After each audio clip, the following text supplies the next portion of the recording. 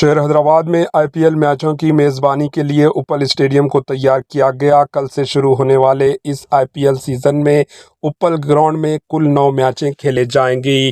पहला मैच इस महीने की 23 मार्च 2025 को उप्पल में सनराइजर हैदराबाद एसआरएच और राजस्थान रॉयल्स के दरमियान खेला जाएगा। पुलिस ने आईपीएल मैचों के लिए खुसूसी हिफाजती इंतजाम किए हैं। रचाकुंडा के सीपी श्रीधर बाबू ने कहा कि तकरीबन 3000 पुलिस अहलकार सिक्योरिटी फराहम कर रहे हैं। ये बात सामने आई कि मेट्रो ट्रेनें मैच वाले दिन आधी रात तक चलाई जाएंगी। Bureau report, AHN news.